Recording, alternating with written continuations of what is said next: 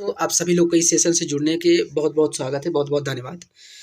जैसा कि आप सभी लोग को मालूम है दोस्तों कि हम लोग क्या करते हैं कि डेली बेसिस पे इस चैनल पे हम लोग क्या करते हैं, करंट अफेयर्स को डिस्कस करने का काम करते हैं दोस्तों। हाल-फिलहाल में जो घटी घटनाएँ हैं, हम लोग उस पे चर्चा करने का काम करते हैं, उस पे हम लोग बात करने का काम करते हैं दोस्तों। तो उसी क्रम में हमारे पास एक करंट अफेयर्स के रूप में चीज़ें निकल कर सामने आ रही है दोस्तों, जिस पे हम लोग आज चर्चा करने का काम करेंगे, जिस पे हम लोग बात करने का काम करेंगे दोस्तों। कहा जा रहा है, उड़ीसा सरकार ने 46 वर्ष बाद जगन्नाथपुरी का रत्न भंडार खोलने का काम किया है दोस्तों। ये चर्चा में क्यों आई, इस पे बात करते हैं। ये देखिए, द टाइम्स ऑफ इंडिया का आर्टिकल है। उड़ीसा गवर्नमेंट ओपन्स जगन्नाथ रत्न भंडार आफ्टर 46 ईयर्स ऑफ इन्वेंट्री। वर्ष ने क्या साप उस जगन्नाथपुरी टेम्पल का रत्न भंडार का देखभाल कर रहे थे, ऐसा कहा जा रहा है। पूरी जगन्नाथ मंदिर के रत्न भंडार संबंधित क्या क्या घटनाक्रम है, आइए इस पे हम कैसे कैसे किस तरीके की घटनाएं हुई है, क्या क्या घटनाएं हुई है दोस्तों, इस पे हम चर्चा करेंगे, उस पे हम बात करने का प्रयास करते हैं, एक नज़र डालने का काम करते हैं दोस्तों। रविवार को दोपहर करीब 1:28 में सरकारी अधिकारियों और सेवादारों वाली 11 सदस्यीय टीम ने सबसे पहले रत्न भंडार के बाहरी कक्ष के 3 ताले खोलने का काम किया है, जिनकी चाबियां प्रशासन के पास अब ऑलरेडी उपलब्ध थी दोस्तों। हालांकि आंतरिक कक्ष के 3 तालों के खोलने के लिए उपलब्ध 2 डुप्लीकेट चाबियां काम नहीं कर रही थी, जिससे टीम को खजाने तक पहुंचने के लिए उन्हें तोड़ना पड़ा दोस्तों।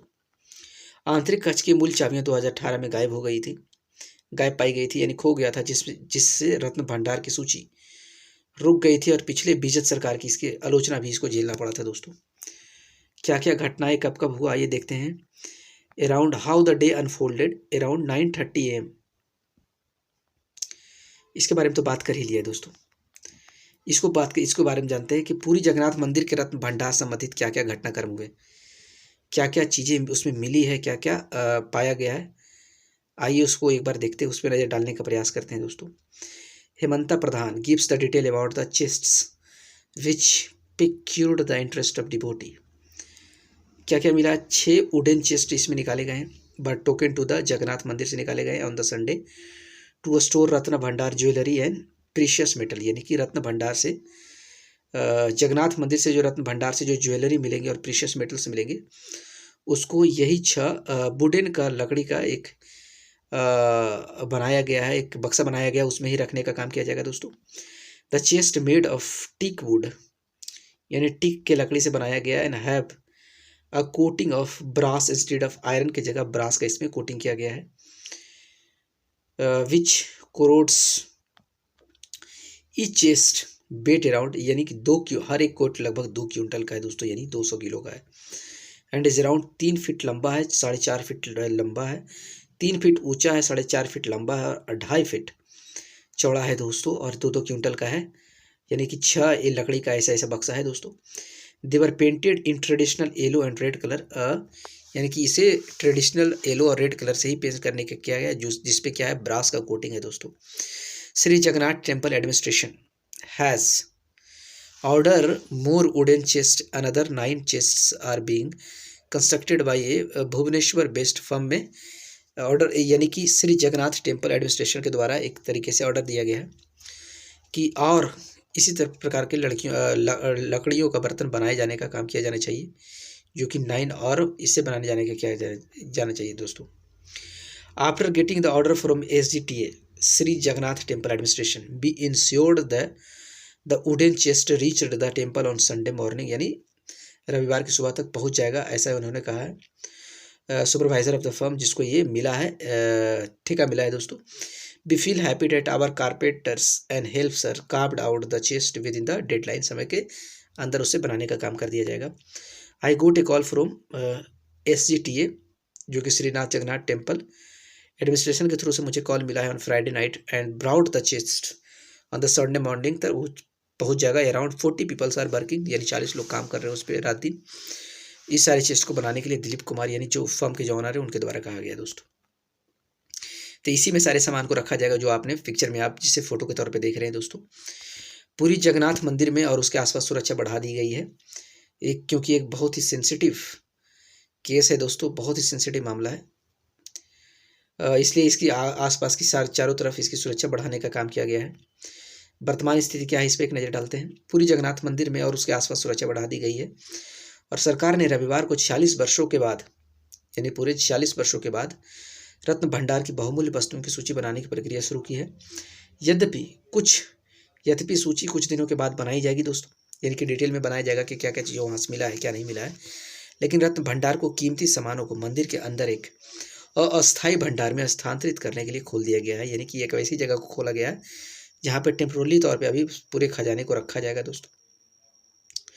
सरकार ने आभूषणों की शिफ्टिंग और ऑडिट पर कड़ी नज़र रखने के लिए 12वीं सदी के मंदिर के अंदर और आसपास राज्य और केंद्रीय बलों का तैनात किया गया है। यानी कहने का मतलब पूरी सुरक्षा है दोस्तों, ताकि उसका शिफ्ट किया जाए, उसको ऑडिट किया जा सके, उसके बारे में ज्ञान प्रदान किया जा सके कि उसमें क्या है, क्या चीज़ें हैं, क्या चीज़ें नहीं है दोस्तों, इसके बारे में पता की जा सके। इसके लिए क्या की जा रही है, उसके अंदर तगड़ी एक देखा जाए तो सुरक्षा व्यवस्था बनाने का काम किया गया है दोस्तों। रैपिड एक्शन फोर्स जो एक आर्मी का, इंडियन आर्मी का एक हिस्सा है, उनके कम से कम 85 कर्मियों ने मंदिर के बाहर पहरा दिया है, पहरे के तौर पे लगाया गया है, जबकि राज्य पुलिस के 5 प्लाटून मंदिर के अंदर तैनात किए गए हैं दोस्तों। अब इनके इतिहास के बारे में जानते हैं, जगन्नाथ मंदिर क्या है इसके बारे में चर्चा करते हैं, इसको अब जानने का प्रयास करते हैं दोस्तों। उड़ीसा राज्य की पुरी में अवस्थित है मंदिर।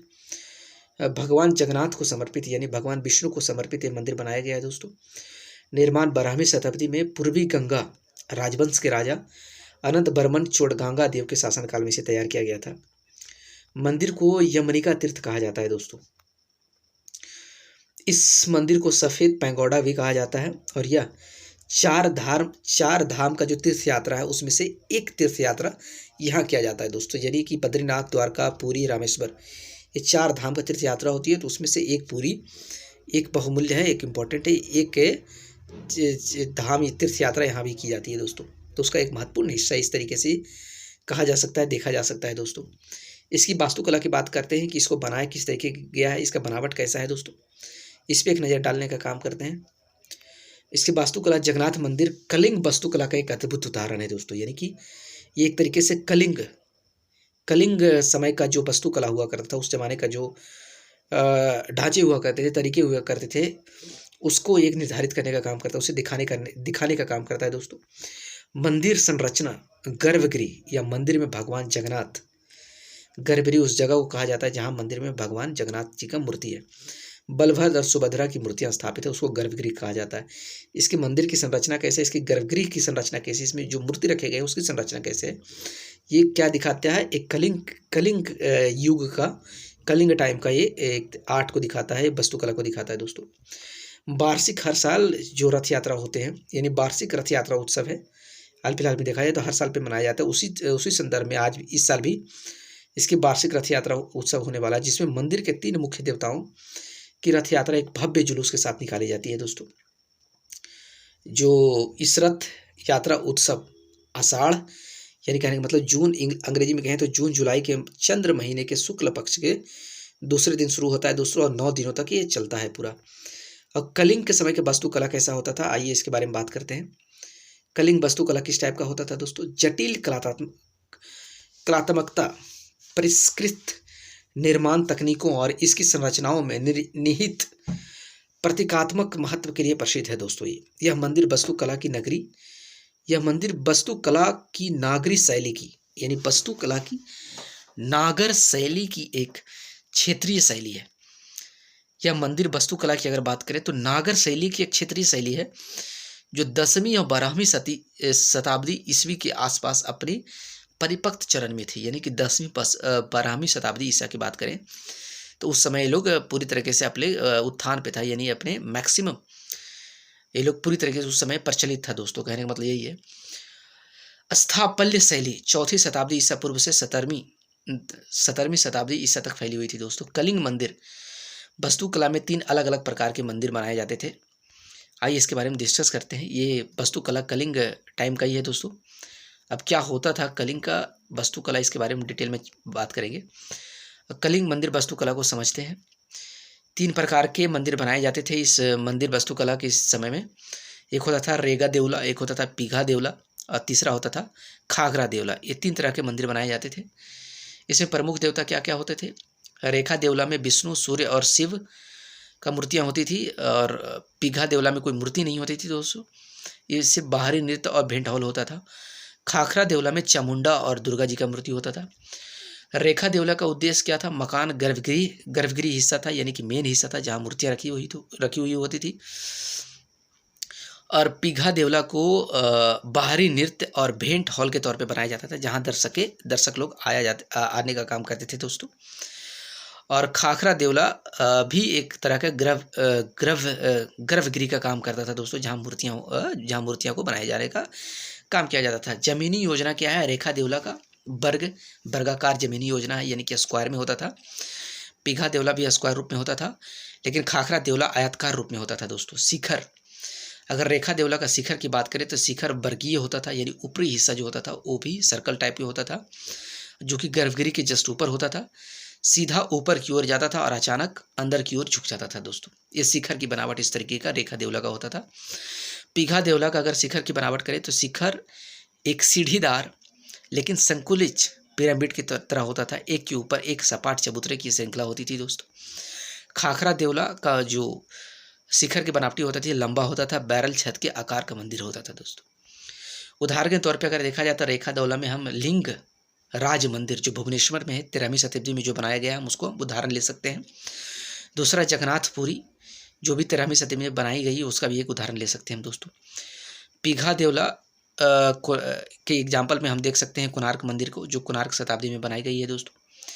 और खाखरा देवला को उदाहरण के तौर पे देख सकते हैं बैताला देवला जो भुवनेश्वर में है दोस्तों। आप एक तरीके से आप देख सकते हैं, इस इमेज को देख सकते हैं। इस इमेज को हम एक बार आपको बता देते हैं। पीघा देवला, ये पीघा देवला हमारे ये बीच का है दोस्तों, अमलांका, इसको आप समझ सकते हैं ये पीघा देवला है। और एक खाखरा देवला को आप इस रूप में देख सकते हैं। और रेखा देवला बर्गी नहीं, ये जो बीच वाला हिस्सा है इसको हम रेखा देवला कहते हैं। इसको हम पीघा देवला कहते हैं दोस्तों। जो पहला पिक्चर आप देख रहे हैं जो रेक्टेंगुलर फॉर्म में है उसको पीघा देवला कहते हैं। और एक खाखरा देवला आप इस हिस्से को देख सकते हैं, बैरल रूप शेप्ड शिखरा इस तरीके के। ये जो आप मंदिर का जो आप ये जो आकार देख रहे हैं, ये जो आप एक तरीके से जो स्ट्रक्चर देख रहे हैं, एक कलिंग वास्तुकला का एक सबसे बड़ा उदाहरण है दोस्तों। आज के सेशन में, आज के लेक्चर में इतना ही था दोस्तों। हमारे साथ आप सभी लोग को जुड़ने के लिए बहुत बहुत धन्यवाद। बाकी बातें हम अगले लेक्चर में करेंगे, तब तक आप अपना ख्याल रखिए। जय हिंद, जय भारत।